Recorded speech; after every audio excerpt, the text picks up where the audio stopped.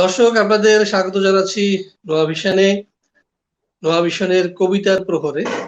এবং আমাদের আজকের অতিথি নোয়াখালীর নাট্যজন, সংস্কৃতিজন, কবি মিন্টু সারেং। আমি বলবো দ্রোহের কবি মিন্টু সারেং, এজন্যই যিনি তার লেখনের জন্য কারো কারো কাছে হয়তোবা অপছন্দের, কিন্তু তিনি কখনো লেখা থামাননি। দর্শক, বিশেষ করে নোয়াখালী দর্শকদের জন্য আমি এইটুকুই বলবো, যারা আজকের প্রজন্ম রয়েছে তারা হয়তো আজকের অতিথিকে সে অর্থে চেনেন না বা জানেন না। তিনি হচ্ছেন সেই মিন্টু সারেং যিনি তার কৈশোর থেকেই শিল্প সাহিত্য সংস্কৃতি চর্চায় নিজেকে ব্যাপৃত রেখেছেন, যিনি একজন দক্ষ সাংস্কৃতিক সংগঠক ছিলেন। বিজয় মেলা, বৈশাখী মেলা এবং বই উৎসবের মতো বড় বড় যে প্রোগ্রামগুলো নোয়াখালীতে একসময় হতো, সেই অনুষ্ঠানের সংগঠক ছিলেন এই মিন্টু সারেং। তিনি ছিলেন সম্মিলিত সাংস্কৃতিক জোটের সভাপতি। কিন্তু আজকের পালা পরিবর্তনে হয়তোবা এই মিন্টু সারেংকে আমরা আরো অনেক হাসি খুশি, অনেক উজ্জ্বল প্রাণবন্ত দেখতে পেতাম। কিন্তু যে কোনো কারণে হোক বা যে কারণে হোক, যেটা আপনারা জানেন, আজকে মিন্টু সারেং সেই দীপ্তি নিয়ে হয়তো আপনাদের সামনে এসে উপস্থিত হননি। তার সেই দীপ্তি হারিয়ে যায়নি মেঘে, আমি বলবো ঢাকা পড়েছে মাত্র। এবং আমি এটাও বিশ্বাস করি যে মেঘ ঢেকে থাকবে না, এই মেঘ সরে যাবে, কারণ মেঘের পরেই কিন্তু রোদ। আপনাদের স্বাগত জানাই, কবি মিন্টু সারেংকে আপনাকে অভিনন্দন জানাই নোয়া ভিশনের আজকের এই আয়োজনে। তো শুরুতে দর্শকদের জন্য আপনি যদি 2-1 মিনিট বলতেন। ধন্যবাদ। নোয়া ভিশনের সঞ্চালক আনাম সাজ্জাদুর রহমান, আমার স্নেহের সতীর্থ, একসাথে অনেক সাংস্কৃতিক কর্মকাণ্ড তাকে নিয়ে পরিচালনা করেছে। আজকে আমাকে তার এই অনুষ্ঠানে নিমন্ত্রণ করার জন্য আমি প্রথমে নোয়া ভিশনের সকলকে, দর্শক শ্রোতা সহ সকলকে আমি জানাচ্ছি আমার আন্তরিক শুভেচ্ছা, অভিনন্দন এবং অভিবাদন। প্রিয় বন্ধুরা, আমি যা আজকের উপস্থাপক যা বলেছেন, আমি হয়তো এর কিছুই নয়। চেষ্টা করেছি মাত্র সাংস্কৃতিক অঙ্গনে নিজেকে নিবেদিত রাখার জন্য। আজকে মূলত আমাকে কবি হিসাবে এখানে উপস্থাপন করা হয়েছে। আমি আমার কবিতার কিছু বিষয় নিয়েই কথা বলে আজকের এই কবিতা প্রহর অনুষ্ঠানটি শুরু করব। তো কবি এবং কবিতা নিয়ে আমরা অনেকেই অনেকভাবে ভাবি, অনেক চিন্তা আমাদের আছে। কবিতা একটি সুন্দর শিল্প মাধ্যম। আজকের 21 শতকে এসে কবিতা অনেক রং বদলাবে, এটাই স্বাভাবিক। কবিতা নিয়ে আমি যে কথাটা বলতে চাই, শুরু করার আগে কবি ও কবিতা নিয়ে কিছু কথা বলে নিতে চাই। আশা করি ভালো লাগবে আপনারা যারা শুনছেন। আমাকে কি শুনতে পাচ্ছেন? জি, শুনতে পাচ্ছি, আমাকে খুব সুন্দর শুনছেন আপনি? হ্যাঁ, ধন্যবাদ। তাই আপনাদেরকে আবারও অভিনন্দন জানিয়ে আমি শুরু করছি। আমাকে শোনার জন্য প্রথমে আমার আন্তরিক ধন্যবাদ জানাচ্ছি, সবার জন্য শুভকামনা। কবি ও কবিতা দুটি আলাদা শব্দ, কিন্তু এর একটি সুন্দর প্রায়োগিক মিল আছে। নিশ্চয়ই আপনাদের অনেকের জানা থাকতে পারে, কিন্তু এটি আমার নিজস্ব অনুভূতি। কবিকে আমি এভাবেই দেখি, একজন কল্পনাবিলাসী মানুষ, যার অন্তরাত্মায় অনেক স্বপ্ন ডানা মেলে উড়ে। কখনো সে স্বপ্নের সাথে বাস্তবতা মিলে যায়। অন্তরিক্ষের স্বপ্নচূড়া থেকে কবি পৃথিবী দেখে, দেখে যায় এর রূপ রস গন্ধ সুধা। প্রকৃতির অমল ছায়ায় তার সকল উপাদান হয়ে পড়ে কবির কাব্য উপজীব্য। তাই কবি আর কল্পনার জগতের মানুষ থাকে না, কবি হয়ে যান একজন আজন্মকালের, কোনো কিছুই তার দৃষ্টি এড়ায় না। কবির ভালোবাসার উপাদান হয় তাকে চারপাশ ঘিরে থাকা। কবি তাকে রোমন্থন করে, মন্থন করে তুলে আনে এক হীরক নির্যাস। মানুষের, প্রকৃতির, প্রতিবেশের সবকিছুই প্রতিফলিত হয় তার লেখায়, যাকে আমরা কবিতা রূপে দেখি। এবার আসা যাক কবিতা নিয়ে। সাধারণত আমরা যা ভাবি কবিতা কি এবং এর উপাদানগুলো কি, আমরা অনেকেই অনেকভাবে ভাবনা করি। তো আজকে আমরা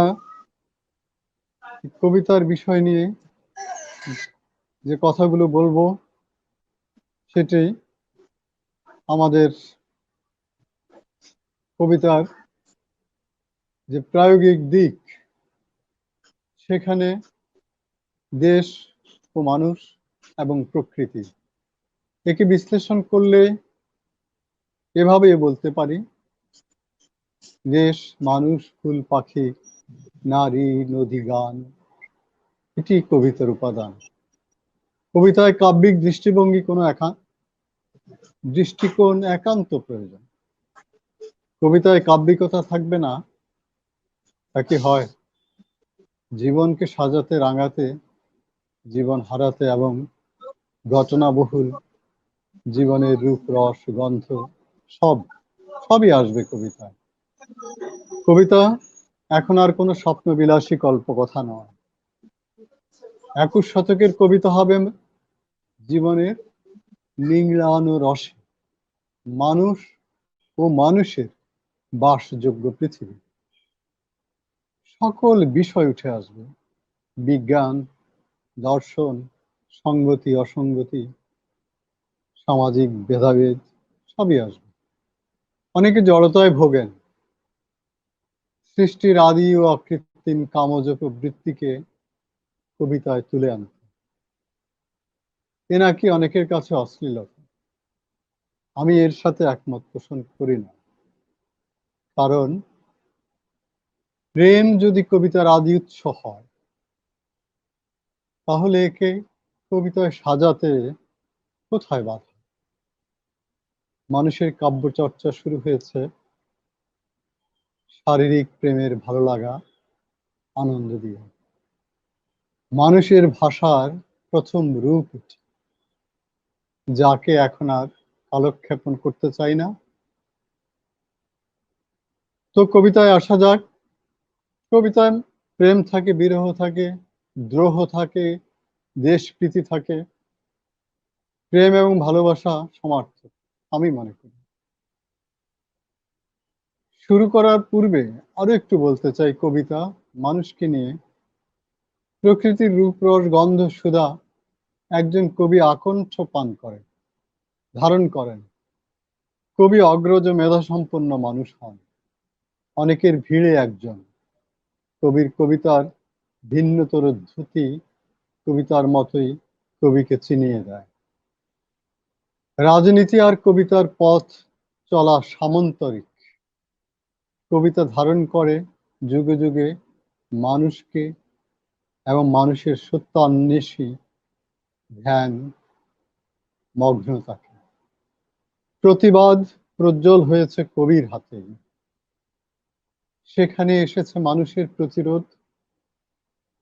আমাদের রবীন্দ্রনাথ, নজরুল, বিপ্লবী চে গুয়েভারা, চিলির আলেন্দে, হো চি মিন, লেনিন, মাও সেতুং, চারু মজুমদার, সিরাজ শিকদার, কেউ বাদ যাননি। গাই সাম্যের গান, এসব রাজনৈতিক কবিদের প্রতিকৃত হয়ে দেখা দিয়েছে। আমাদের স্বাধিকার, স্বাধীনতা, মহান মুক্তিযুদ্ধের অমর কাব্যের মহাকবি হয়ে আছেন মহান নেতা জাতির জনক বঙ্গবন্ধু শেখ মুজিবুর রহমান। তার স্মৃতির প্রতি আমার প্রথম প্রণতি।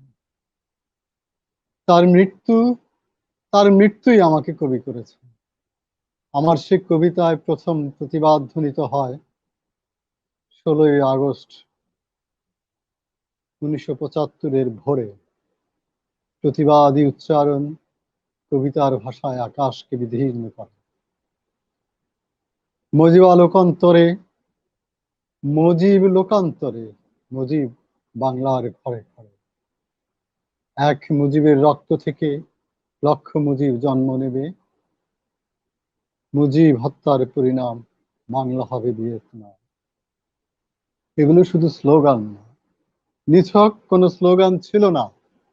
এগুলো ছিল আমাদের দ্রোহের ভাষা, আমাদের প্রেমের ভাষা, আমাদের বিদ্রোহের ভাষা। প্রেম থেকে আসে দ্রোহ। জাতি বর্ণ ধর্ম নির্বিশেষে মানুষ জেগে ওঠে সকল বৈষম্য, অত্যাচার, নিপীড়ন, নির্যাতন এবং অর্থনৈতিক শোষণ, বঞ্চনার বিরুদ্ধে। তাই কবিতাই মানুষের একমাত্র দ্রোহের ভাষা, প্রেমের ভাষা। মানুষকে কবিরা পথ দেখায়, যেভাবে পথ দেখিয়েছেন আমাদের অগ্রজ কবিরা। আমি আমার প্রথম কবিতাটি শুরু করতে চাই আমাদের মহান নেতা, যিনি আমাদেরকে স্বাধীনতা দিয়েছেন, যিনি আমাদেরকে একটি দেশ ভূখণ্ড দিয়েছেন। আজ আমরা 17.5 কোটি মানুষ, 7 কোটি মানুষ থেকে 17.5 কোটি হয়েছি। আমরা এই 17.5 কোটি মানুষ যে দেশে বাস করি, সেই দেশটি প্রায় 224 বছরের গোলামীর জিঞ্জির থেকে যিনি আমাদেরকে উত্তরণ করিয়েছেন মহান স্বাধীনতা। আমরা আমাদের সেই মহান নেতা বঙ্গবন্ধু শেখ মুজিবুর রহমানকে নিবেদন করেই আমার আজকের কবিতার প্রহর, আমার কবিতা শুরু করছি। হে জনক আমাদের রাখাল রাজা শেখ মুজিব। শ্রাবণ আকাশে এলোমেলো মেঘ, কালো মেঘ, এক পশলা বৃষ্টি সন্ধ্যা রাতে কান্নার মতো থেমে গেল। সন্ধ্যায় অস্তরাগ দেখেনি রাখাল বালক। আমাদের রাখাল রাজা সকালে বটতলায় যাবেন, বাঁশিতে সুর তুলবেন কল্যাণময়ী মা মাটি, বাঙালির স্বাধীনতার অমর কাব্যের কবি। শোষণ বঞ্চনার নিগুড় ভেঙে নতুন সমাজ গড়ার যে বিশ্ববিদ্যালয় থেকে তিনি বহিষ্কার, আন্দোলনে শ্রমজীবী মানুষের অধিকার প্রতিষ্ঠার সংগ্রামে বন্দী শাসকের কারাগার, তারই সম্বর্ধনায় ব্যস্ত ঢাকা বিশ্ববিদ্যালয় চত্বর।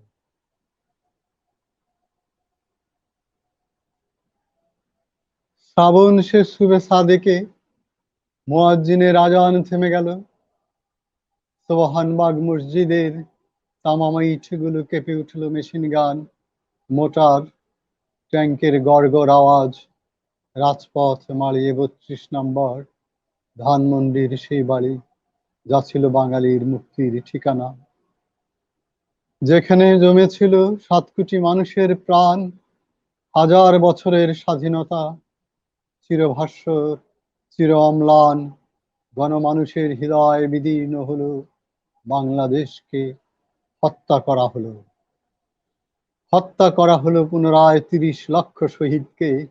হত্যা করা হলো 2 লক্ষ নির্যাতিত সম্ভ্রম হারানো বীরাঙ্গনাকে। কি ছিল অপরাধ পিতা তোমার? একটি কবিতা শুনছিলাম। মিন্টু ভাই, আপনি কি শুনতে পাচ্ছেন?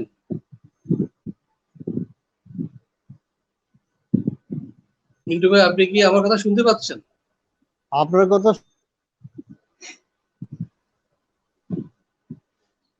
হ্যাঁ, ঠিক আছে। তো আপনি যেখান থেকে শেষ করেছিলেন, যেখানে অর্থাৎ একটা কবিতা আবৃত্তি করছিলেন আপনি, ওই কবিতা থেকে আবার আমরা শুরু করি।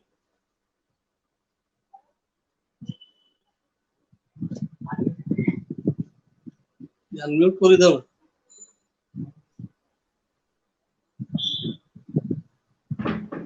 আমাকে জি, শুনছেন? এবার শোনা যাচ্ছে, হ্যাঁ। আচ্ছা আচ্ছা, ঠিক আছে। তাহলে আমার একটা কবিতা আমি শুরু করেছিলাম, যেটি আমার প্রথম গ্রহের উচ্চারণ ছিল আমাদের মহান নেতা বঙ্গবন্ধু শেখ মুজিব হত্যার পর। সেখান থেকে আমি একটু শুরু করতে চাই।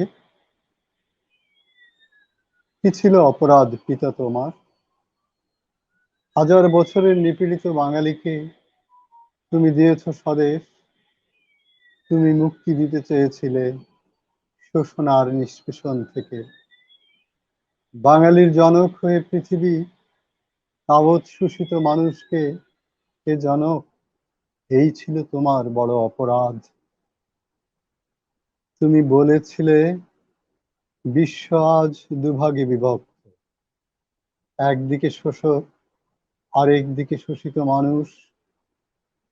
আমি শেখ মুজিব শোষিত মানুষের পক্ষে। হে জনক, শোষকের প্রতিভু সেদিনও তোমার ছিল পাশে। গুনেছে সময় শুধু অপেক্ষার, জিয়া মুস্তাক আর মুস্তাক খন্দকার। আজও তাই হৃদয়ে রক্তক্ষরণ হয় বাঙালি। গোলাপ তার পাপড়ি ছড়ায় ভোরে, ঝরে পড়া ফুল, পথে প্রান্তরে বাংলার শিউলি বকুল। এ ছিল আমার গ্রহের আজকের কবিতার প্রহরের প্রথম কবিতা। আমি আরেকটি কবিতা পড়তে চাই, সেটিও বঙ্গবন্ধুকে নিয়েই। তারপর আমি অন্যান্য কবিতায় যাব। কবিতার নাম শ্রাবণের অবিরল ধারায় মিশেছে বাঙালি। যখন জমেছে শ্রাবণ আকাশে মেঘ, অবিশ্রান্ত ধারায় ঝরছে বৃষ্টি, তখন বিভীষণ ঢুকেছে ঘরে ৩২ নম্বর রোডের বাড়িটা। ভোরের আলো ফোটার প্রতীক্ষায় আমাদের রাজনৈতিক স্বাধীনতার জনক এক নবদিগন্ত উন্মোচন করবেন আগামীকাল। দারুণ প্রতীক্ষায় উন্মুখ পুরো জাতি, বাঙালির মুক্তির সূতিকাগার প্রাচ্যের অক্সফোর্ড, ঢাকা বিশ্ববিদ্যালয় প্রস্তুত। হাকিম চত্বর থেকে বটতলা আসবেন হাজার বছরের শ্রেষ্ঠ বাঙালি। ঘোষিত হবে বাঙালির মুক্তির সনদ, এগিয়ে যাওয়ার অগ্নিমশাল। গতানুগতিকতার বেড়া জাল ভেঙে শোষিত মানুষের আজন্ম অধিকার বাকশাল। আমাদের মুক্তির গান চলার পথের দিশারি, দ্বিতীয় বিপ্লব যা দিবে অর্থনৈতিক মুক্তি। বলবেন জনক, এ আমার কর্মসূচি। অন্ধকারের জীব বাংলার সে মীর জাফর আবার ফিরে এলো। কোন সে আবার? ওই সে ঘাতক জিয়া মুস্তাক খন্দকার, সাথে ছিল কুলাঙ্গার বজলুল হুদা, জালিম পাশা, ফারুক রশিদ, মাজেদ মহিউদ্দিন তাহের ঠাকুর। ৩২ নম্বরে হত্যার নীরবতা ভোরের সূর্যকে স্পর্শ করার আগেই জনকের রক্তের স্রোত শ্রাবণ ধারায় মিশে গেল বাংলার পথ ঘাট প্রান্ত। নদী নালা খাল বিল সাগর মহাসাগর, জাগে বাঙালির চেতনার লোহিত স্রোত। মুক্তির গান রণধ্বনি ফিরে আসে, জয় বাংলা। মুজিব লোকান্তরে, মুজিব বাংলার ঘরে ঘরে। ফিরে আসে স্লোগান, হাত গুটাও মার্কিন। মুজিব হত্যার পরিণাম, বাংলা হবে ভিয়েতনাম। এক মুজিবের রক্ত থেকে লক্ষ মুজিব জন্ম নেবে। বাংলাদেশি মড়কে জেকে বসা পাকিস্তানি দালাল রাজাকার। শুরু হলো যুদ্ধ আমাদের, আরেকটি মুক্তি। এবার মৃত বঙ্গবন্ধু, আবারও জয় বাংলা। গণতন্ত্রের লড়াকু মিছিলে প্রাণের স্পন্দনে জাগে, স্পন্দিত বুকে মনে হয় আমি মুজিব। আবারও বিজয়, বিজয় তিলক আঁকে জয় বাংলা। জাগে জাগে বঙ্গবন্ধু, জাগে বাংলাদেশ। শোক হলো শক্তি, শেখ মুজিব মানেই মুক্তি। শ্রাবণের অবিরল অসাধারণ। ধারায় মিশেছে বাঙালি, মিশেছে রক্তের স্রোত। পদ্মা মেঘনা যমুনা স্রোতস। ধন্যবাদ। অসাধারণ একটা কবিতা শুনলাম আমরা কবি মিন্টু স্যারের কাছ থেকে। এবার আমি মিন্টু ভাই, আপনি যদি আমাদের একটু বলতেন যে আপনার কবিতা লেখাটা ঠিক কবে থেকে শুরু হয়েছিল? আমি শুরুতেই বলেছিলাম যে আমার কবিতার চর্চা বঙ্গবন্ধু যেদিন ৩২ নম্বরে নিহত হলেন, সেই 15ই আগস্ট 1975 সালে। সেদিন আমাদের এসএসসি পরীক্ষা, ইংরেজি দ্বিতীয় পত্র। আমি তখন নোয়াখালী জেলা স্কুল জাতীয় ছাত্রলীগ, তখনকার সময়টায় ছাত্রলীগ এবং ছাত্র ইউনিয়ন মিলে জাতীয় ছাত্রলীগ গঠিত হয়েছিল। নোয়াখালী জেলা স্কুল শাখার আমি ছিলাম সাধারণ সম্পাদক জাতীয় ছাত্রলীগের। আমার বন্ধু হিফজু, সে ছিল সভাপতি। তো সেই দিন আমার আর পরীক্ষার হলে যাওয়া হয়নি। বঙ্গবন্ধুর মৃত্যু আমাকে এতটুকু, সেই কিশোর বয়সে এতটা দাগ কেটেছে যে আমার কাছে আমার এসএসসি পরীক্ষাটা খুব অপ্রাসঙ্গিক মনে হয়েছে। কারণ আমি ছোটবেলায় মুক্তিযুদ্ধকে দেখেছি। আমি যখন ক্লাস 7-এ পড়ি, তখন মুক্তিযুদ্ধ শুরু হয়।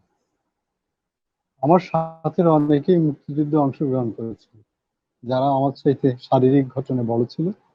তখন আসলে পড়ালেখায় অত বয়সের মাপকাঠি ছিল না। আমাদের সাথে আমাদের চাইতেও অনেক বেশি বয়সের ছেলেরাও পড়তো। আমি জেলা স্কুলের ছাত্র ছিলাম। তো আমার মনে পড়ে আমার এক ক্লাস আগের যিনি ছিলেন আমাদের আজাদ ভাই, আজাদ চৌধুরী, কমিশনার ছিলেন উনি পৌরসভার। উনি মুক্তিযুদ্ধে অংশগ্রহণ করেছেন।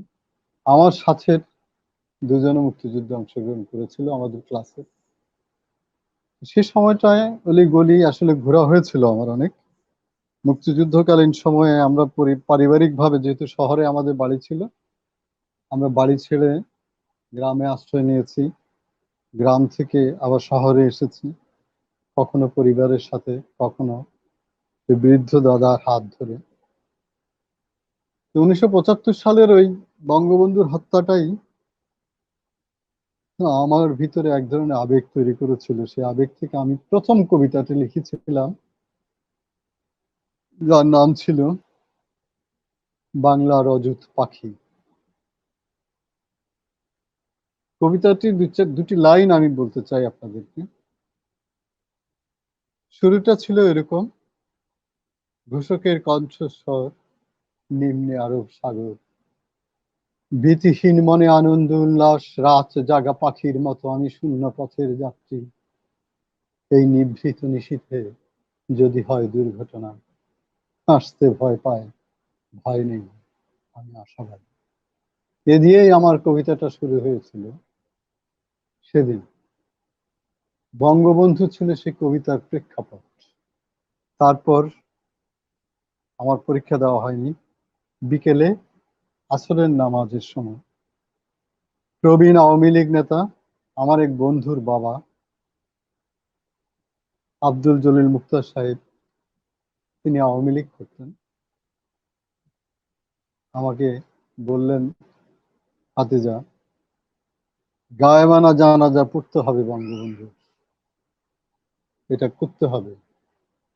আসরের নামাজের পরে আমার মনে আছে বঙ্গবন্ধুর জন্য গায়েবানা জানাজা হয়েছিল কোর্ট মসজিদ চত্বরে। তখন কোর্ট মসজিদটি ছিল সনের চাহনিতে, আজকের মতো এত বিশাল এবং সুন্দর ছিল না। সেদিন বিকাল বেলায় জানাজা শেষ করার পরে আর রাত্রে বাড়িতে ঘুমোতে পারিনি, কারণ আমার বাড়িটা ছিল থানা থেকে প্রায় 200 গজ দূরে। থানার পরে পৌরভবন, পৌরভবনের পরেই আমাদের বাড়ি। তো অনেক রাত আমাকে এই কৈশোর অবস্থায়, আসলে তরুণ অবস্থায় আমাকে অনেক রাত কাটাতে হয়েছে বাড়ির বাহিরে।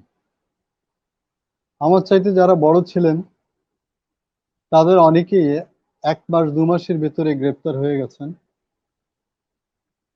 আমরাই পরবর্তীতে বঙ্গবন্ধুকে নিয়ে বিভিন্নভাবে ছাত্রলীগকে আবার 1975 সালের পর অর্গানাইজ করেছিলাম। আসলে মূলত আমার কবি হওয়ার পেছনে বঙ্গবন্ধুর হত্যাকাণ্ডটি ছিল মূল কারণ।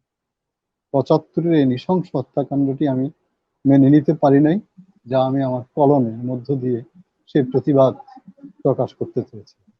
অর্থাৎ সেই ধন্যবাদ। ঘটনাটা আপনাকে খুব গভীরভাবে আলোড়িত করেছে, যে কারণে হ্যাঁ, হয়তো আপনার হ্যাঁ, প্রতিবাদটা কবিতায় প্রকাশিত হচ্ছিল। জি। সেই থেকে সেই সময়কার এরপরে আমি, মাইজদির শহরের অবস্থাটা যদি একটু বলতেন। হ্যাঁ, ওই সময় মাইজদি শহরের অবস্থা ছিল এরকম যে আমরা যখন গায়েবানা জানাজাটা করে শেষ হলো, এর পরপরই পুলিশ এসে চারিদিকে খোঁজাখুঁজি শুরু করলো কারা এটি অর্গানাইজ করছে। জলিল মুক্তার সাহেব খুব বৃদ্ধ মানুষ ছিলেন, আবার কোর্ট মসজিদের উনি সেক্রেটারি ছিলেন, সভাপতি ছিলেন ডিসি সাহেব, যার কারণে উনি বললেন, ওনাকে আর পুলিশ কিছু করলো না। আমরা যারা ছিলাম 2-4 জন আমরা সরে গেলাম। অনেক মানুষ হয়েছিল, প্রায় 500 ঠিক মানুষ কোথায় হয়েছিল। জানাজাটা হয়েছে? একদম কোর্ট মসজিদের বাহিরে। তখন ছনের ঘর ছিল, ছনের ঘরের বাহিরে আজকে যে মালিক উকিল সাহেবের যে কবর, এই সোজা মানে উত্তর দক্ষিণে লম্বালম্বিতে আমরা দাঁড়িয়েছিলাম পশ্চিমমুখী হয়ে মসজিদে। এই জায়গাটায় তখন গায়েবানা জানাজাটা হয়েছে। আর শহরের অবস্থা ছিল খুবই থমথমে। কিছু মানুষ আমি দেখেছি সেদিন, 16, 17, 18 তারিখও দেখেছি, যারা স্বাধীনতা বিরোধী ছিল তারা কিভাবে উলঙ্গ হয়ে রাস্তায় নেমে এসেছিল এবং তারা এক পর্যায়ে, আমরা একদিন ভোরবেলায় মিছিল করেছিলাম প্রায় 15-20 জন। আমার মনে আছে মোফাজ্জল হোসেন চুন্নু, তারপরে কাশেম কমিশনার, আমি, আমার এক বন্ধু ছিল সেলিম, মারা গেছেন, তারপরে আরো কয়েকজন, 15-20 জন আমরা যখন মিছিল, ভোরবেলায় মিছিল বের করেছি, তখন ওরা আমাদের মিছিলের উপর আক্রমণ করেছে। তারা রাজাকার ছিল। সেই রাজাকারদেরকে আমি আবার দেখেছি মশাল কাঁধে নিয়ে মাইজদি শহরে মিছিল করেছে। যাই হোক, এসব বিষয়গুলো আমার স্মৃতিপটে খুব জ্বলজ্বল করে আছে। এরপর আমি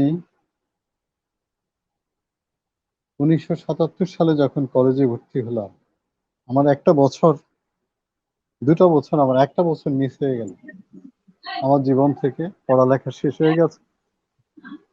1977 সালে আমি নোয়াখালী কলেজে সাহিত্য সাংস্কৃতিক প্রতিযোগিতায় আমি প্রথম হয়েছিলাম। কয়েকটা বিষয়ে প্রথম হয়েছিলাম, তার ভিতরে স্বরচিত কবিতা আমি প্রথম হয়েছিলাম, এবং সেই কবিতাটিও ছিল সরাসরি বঙ্গবন্ধুর নামে না, তবে বঙ্গবন্ধুকে নিয়ে লেখা, এবং ওটা ছিল আমার প্রথম কবিতায় স্বীকৃতি। ওই নোয়াখালী কবিতাটি কি কলেজ, আপনার সংগ্রহে আছে? হ্যাঁ আছে, আমার সংগ্রহে আছে সেই এই মুহূর্তে কি আমরা কবিতাটি। একটু কয়েকটা লাইন শুনতে পারবো? হ্যাঁ, শোনানো যাবে। সেটি এরকম, কবিতাটি ছিল: শ্যামল প্রান্তরে উদাস নয়নে বিমুগ্ধ স্মৃতির অঞ্জলি, দূর হতে ডাকে আমাকে নিমিষে ধেয়ে আসা বাতাসে সমুদ্র গর্জনে।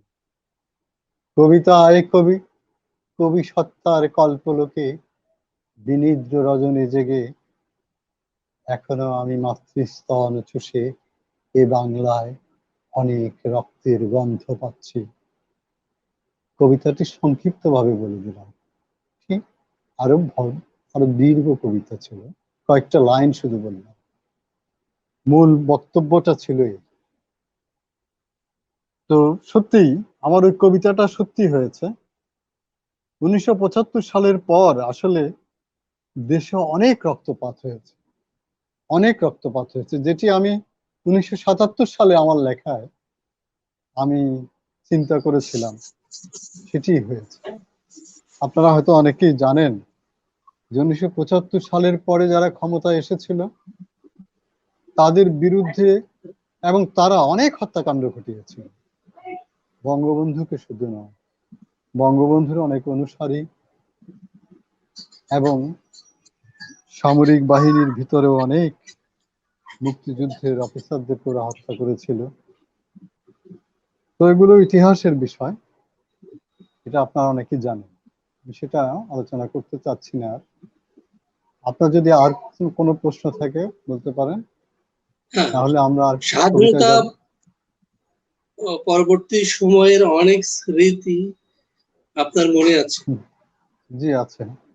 এবং আপনার খুব ঘনিষ্ঠ বন্ধু মুক্তিযুদ্ধে শহীদ হয়েছেন, জি, সে বিষয়ে যদি একটু বলতেন।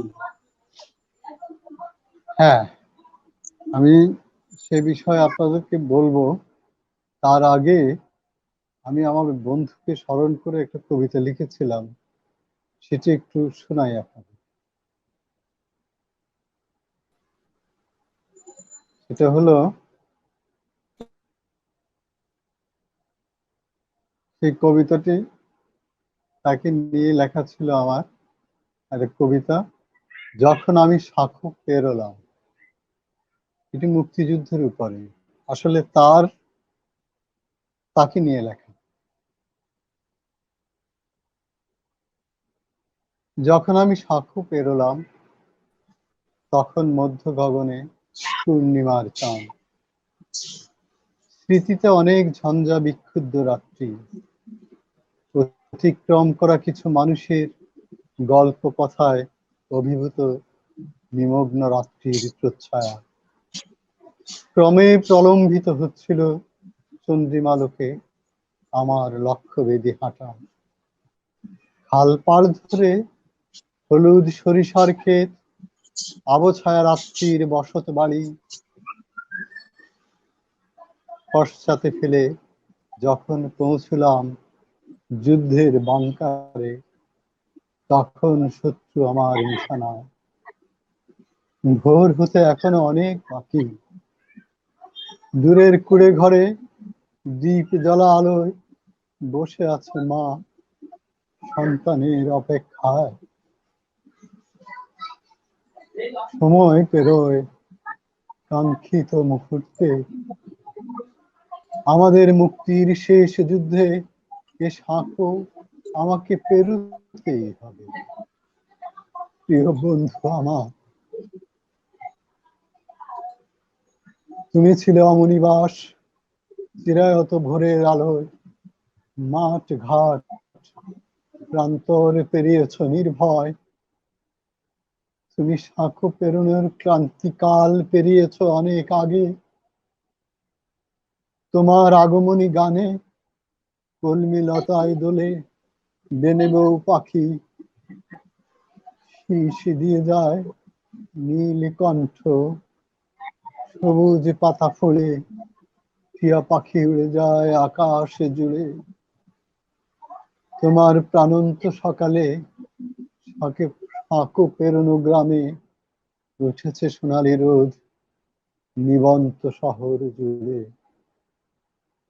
সে আমার বন্ধু নজরুল, যাকে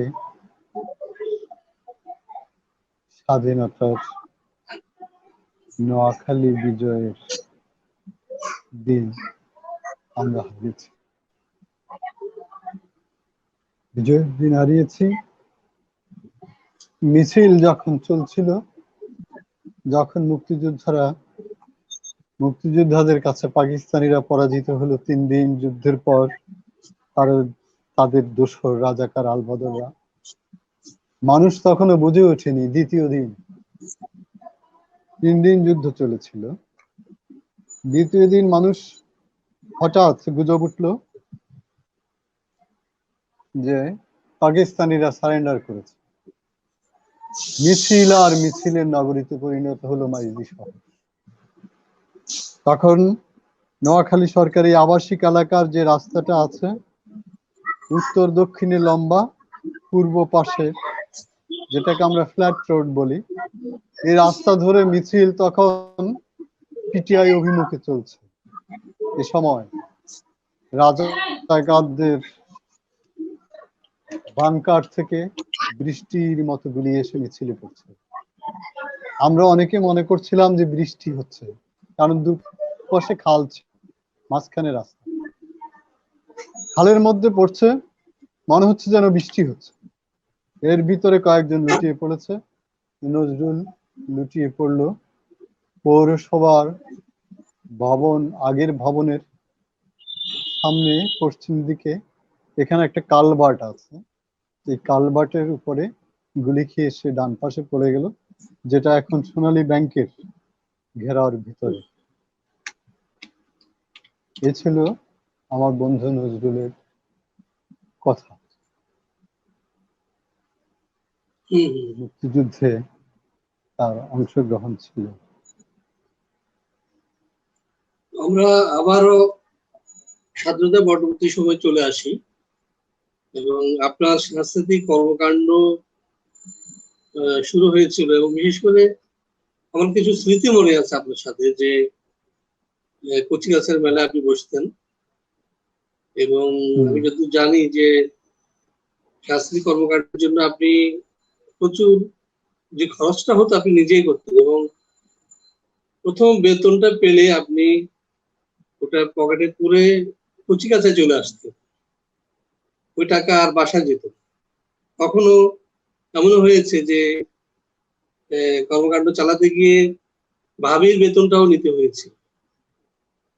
তো সেইগুলো আজকের স্মৃতি, আজকের প্রজন্ম আসলে জানে না যে একজন মিন্টু স্যার কিভাবে নোয়াখালীর সাংস্কৃতিক কর্মকাণ্ডকে ধরে রেখেছিলেন, এবং আমরা যাকে বাতি ঘরের মতো মনে করতাম, যিনি আছেন মানে আমরাও উজ্জীবিত হতাম, তা আমাদেরকে আপনি উজ্জীবিত করতেন, তোমরা কাজ কর।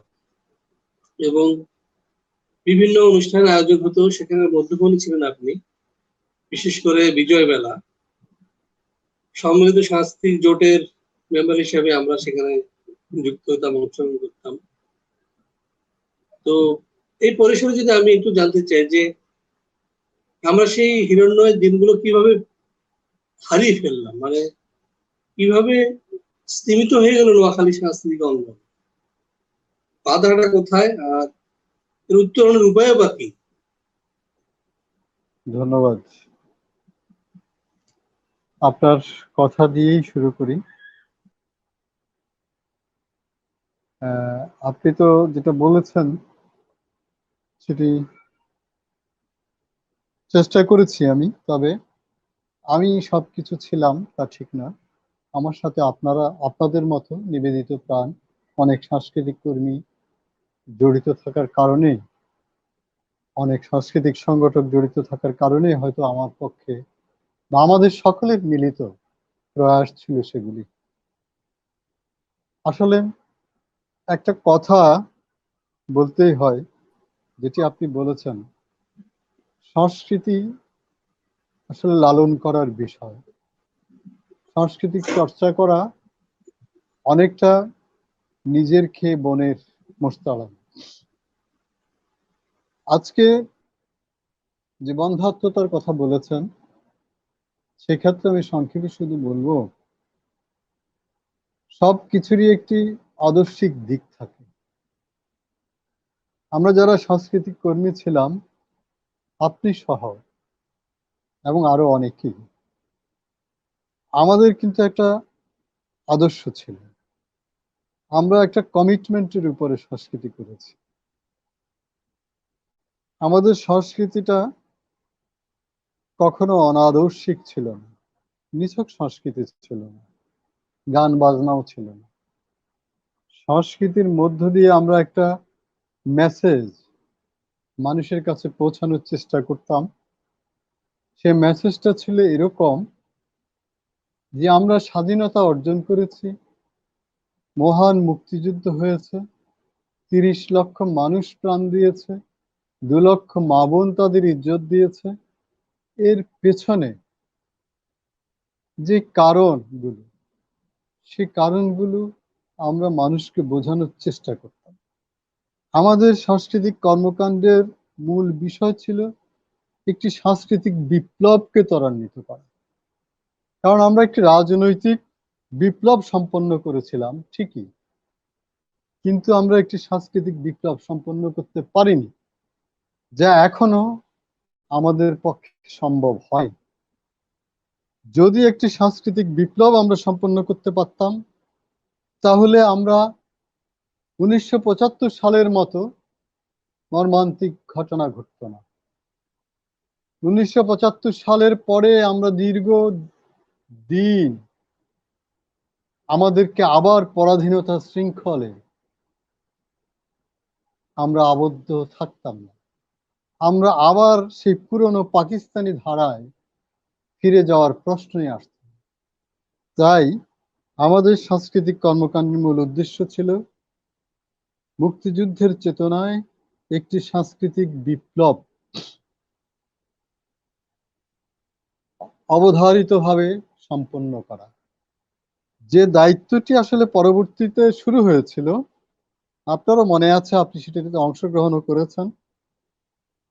শহীদ জননী জাহানারা ইমাম এবং মুক্তিযুদ্ধের চেতনা বাস্তবায়ন জাতীয় সমন্বয় কমিটি, যেটির একজন নোয়াখালীর একজন প্রতিষ্ঠাতা উদ্যোক্তা আমি ছিলাম। তো তার মধ্য দিয়ে এই সাংস্কৃতিক বিপ্লবটা শুরু হয়েছিল মাত্র।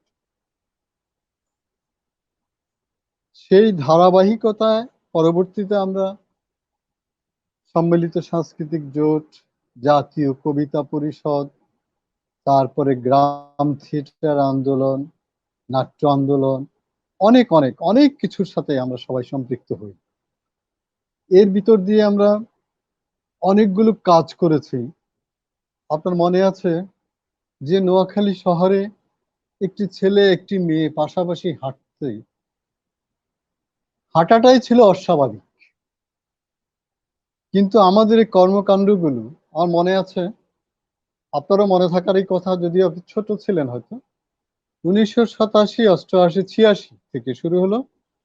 ৮৬ সালে প্রথম ঢাকায় শুরু হলো, আস্তে আস্তে এটা স্প্রেড হলো নোয়াখালীতে। আমরা ৮৭ সালে নোয়াখালীতে জাতীয় কবিতা পরিষদ গঠন করলাম। এর পাশাপাশি মুক্তিযুদ্ধের চেতনা বাস্তবায়ন জাতীয় সমন্বয় কমিটি ধীরে ধীরে দানা বাঁধতে লাগলো, গড়ে ওঠা শুরু করলো। এই যে সোশিও পলিটিক্যাল অ্যাক্টিভিটি এবং কালচারাল অ্যাক্টিভিটি, এগুলো আসলে একটা স্রোত দ্বারাই মিলিত হয়ে গেছে, এবং সেটাকে ধারণ করার জন্য আমরা যারা ছিলাম তারা কিছুটা অগ্রণী ভূমিকা পালন করেছি, এবং আমাদের সাথে যারা অগ্রজ ছিল তাদেরও অনেকের নৈতিক সমর্থনও আমরা পেয়েছিলাম, রাজনৈতিক সমর্থনও পেয়েছিলাম। যার কারণে সেই সময়ের চেতনাটা এখন আর নেই। তার কারণ হলো, এই না থাকার পিছনে কারণ হলো মানুষের লিপ্সা, লোভ, স্বার্থপরতা। এটি যে শুধু রাজনৈতিক অঙ্গনকে কলুষিত করেছে আমি তা বলবো না, এটি আমাদের সার্বজনীন সাংস্কৃতিক অঙ্গনকেও কলুষিত করেছে। আমি জানি আমার এই কথার সাথে অনেকে দ্বিমত পোষণ করবেন, কিন্তু আমি আমার যুক্তিতে অনড় থাকবো এবং আমি বুঝিয়ে দিতে চেষ্টা করব যে এই জায়গায় আমাদের ধসগুলো নেমেছে, যার কারণে আজকে আমাদের এই সাংস্কৃতিক বন্ধত্ব। আজকে আপনি দেখুন, সংস্কৃতি যখন আত্মসর্বস্ব হয়ে যায়, স্বার্থপরতার মাধ্যম হয়ে দাঁড়ায়, রাজনীতির লেজুর ভিত্তিতে চলে যায় এবং ক্ষমতাসীনদের লেজুর ভিত্তিতে চলে যায়, তখন সেটি আর সংস্কৃতি থাকে না, তখন সেটি এক ধরনের চাটুকারিতায় পরিণত হয় এবং সেখানে যুক্ত হয় অবৈধ অর্থ। আর এই অবৈধ অর্থ আদর্শকে পেছনে ফেলে যায়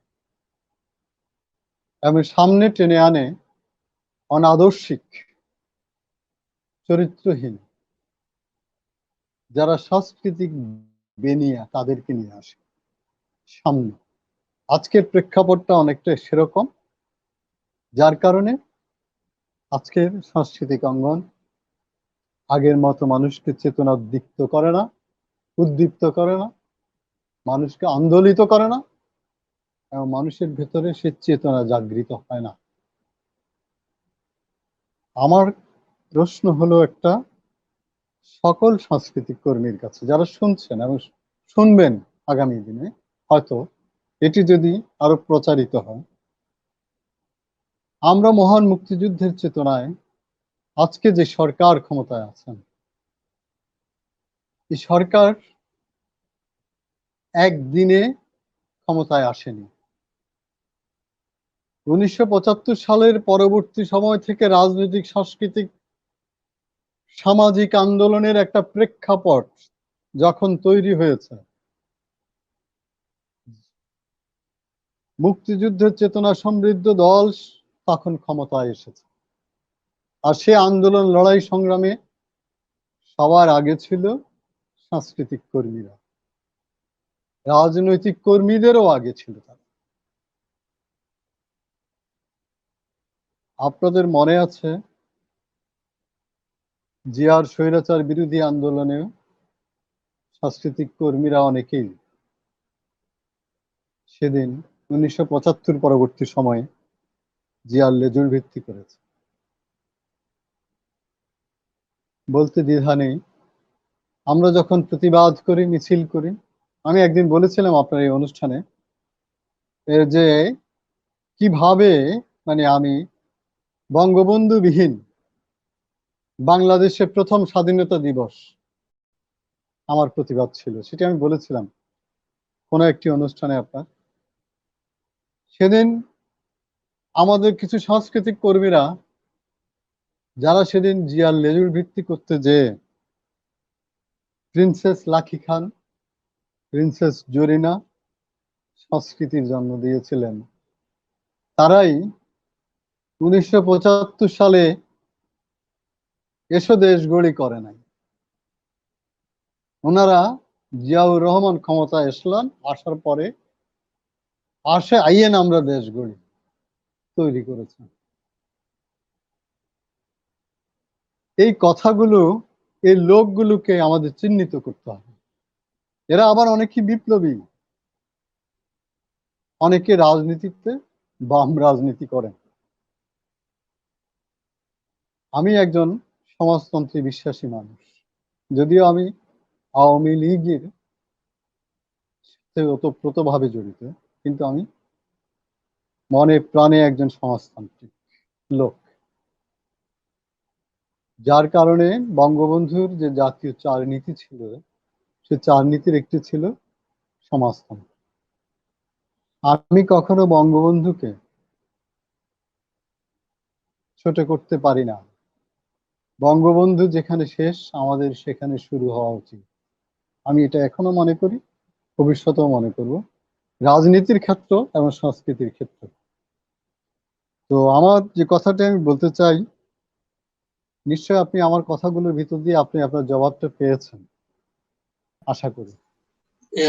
মিট্টু ভাই, আমরা আরো আলোচনায় আসবো, কারণ এই বিষয়টা নিয়ে আমাদের একটা আলোচনা প্রবাহমান আছে। আমরা নোয়াখালী শহরের সাংস্কৃতিক অঙ্গনের বা চর্চার সেকাল এবং একাল নিয়ে একটি ধারাবাহিক আলোচনা আমরা চালু রেখেছি। আশা করছি আগামী সপ্তাহে আমরা এই বিষয়টি নিয়ে আবার আসবো। সেখানে নোয়াখালীর বয়োজ্যেষ্ঠ সংস্কৃতি কর্মীরা আসবেন, তার মধ্যে আব্দুল আওয়াল, কাজী খসরু, আপনি, মাহমুদুল হক ফয়েজ সহ আরো যারা আছেন, ইকবাল মোশাররফ, জাহিদ ইকবাল সাহেবে, যারা বর্ষিয়ান প্রবীণ সংস্কৃতি কর্মী আছেন, তাদেরকে আমরা এই বিষয় নিয়ে আবার আলোচনায় আসবো। এবং আজকের এই কবিতার প্রহরে আপনি যতটুকু করেছেন, নিঃসন্দেহে এটি আমাদেরকে অনেক বিদ্ধ করেছে, অনেক তথ্য দিয়েছে, আমরা উজ্জীবিত হয়েছি। এবং সময় স্বল্পতার কারণে আমাদের অনুষ্ঠানটা আজকে এখানে ইতি টানতে হবে। সর্বশেষ আপনার কাছে এটি কবিতা শুনেই অনুষ্ঠানটা শেষ করব, এবং আগামীতে আরো আপনাকে আমন্ত্রণ জানিয়ে আমি আপনার শেষ কবিতাটা শোনার আমন্ত্রণ জানাচ্ছি। আচ্ছা, আমি আমার একটি কবিতা পড়ছি। শ্রাবণ চাঁদ হেঁটে যায় একাকী,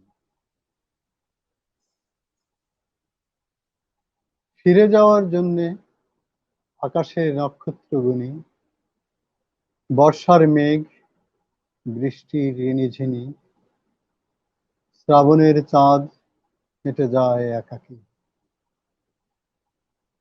ফিরে যাওয়ার জন্যে এই উন্মুক্ত আমি,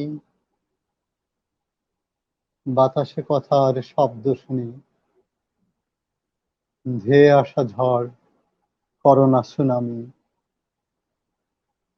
ফিরে যাওয়ার জন্যে এসেছি শুভ্র বসনে ঢাকা, মৃতদের মিছিল গুনি, ক্লান্তি শেষে থামে রথের চাকা। ফিরে যাওয়ার জন্যে মাটিতে 3.5 হাত রেখেছি তোমাকে, ধূসর কালো মাটি কিনে। ফিরে যেতে এসে তোমাকেই বলি, এটাও বিশ্বাস, বেধিমূল আখ্যা, দিয়েছে স্বপ্নের ব্যাখ্যা সীমিত করা। ফিরে যাওয়ার জন্যে আকুল কাঁদে প্রাণী, অপরাধী মন, বিলুপ্ত লগ্নে সকলেই প্রবল ভাবে এই তুমি ও আমি। ফিরে যাব স্মৃতিময় ম্লান মসলিনে ঢাকা, কোনো এক রাত, দিন অথবা সোনালী প্রভাতে, একাকী একান্তে। ফিরে যাওয়ার জন্য আমি উন্মুক্ত প্রান্তরে শুয়ে আছি, কখন আসবে ডাক, অপেক্ষার প্রহর গুনি। ফিরে যাওয়ার জন্য এই তো শুয়ে আছি উন্মুক্ত প্রান্তরে। ধন্যবাদ। অসাধারণ একটি কবিতা। আমি বিশ্বাস করি এবং আমি আমার একজন শ্রোতা হিসেবে বলতে চাই, এই যেন কবিতার জন্যই কবিতা হয়, কবির জন্য কোনো কবিতা যেন না হয়। আমরা মিন্টুকে অনুভব করি, তাকে আগামী আরো অনেকদিন আমরা পাশে পেতে চাই, কাছে পেতে চাই। বর্তমান সময়ের কোন অন্ধকার যেন আমাদের কবিকে হতোদ্যম না করে, এটা আমরা প্রত্যাশা রাখি। কারণ এই যে একটি কথা আছে, মেঘ দেখে কেউ করিষ্ঠে ভয়, আড়ালে তার সূর্য হাসে। সূর্য লুকিয়ে আছে, সূর্য অস্ত যায়নি, সে আবার হেসে উঠবে, এটা শুধু সময়ের বিষয়। আমরা আরেকটি দিন আশা করছি মিন্টু স্যারকে পাবো এবং তার কবিতা শুনবো, আর অসংখ্য কবিতা শুনবো, তার আলোচনা শুনবো, এই আশাবাদ ব্যক্ত রেখে এবং কবির দীর্ঘায়ু সুস্বাস্থ্য কামনা করে আজকের মতো এখানে বিদায় নিচ্ছি। আবারও আশা করি দেখা হবে, কথা হবে কবিতার প্রভাবে, আবারও দেখা হবে, কথা হবে। মিন্টু স্যার আরো কবিতা পড়বেন আশাবাদ ব্যক্ত করে এখানে শেষ করছি। আল্লাহ হাফিজ।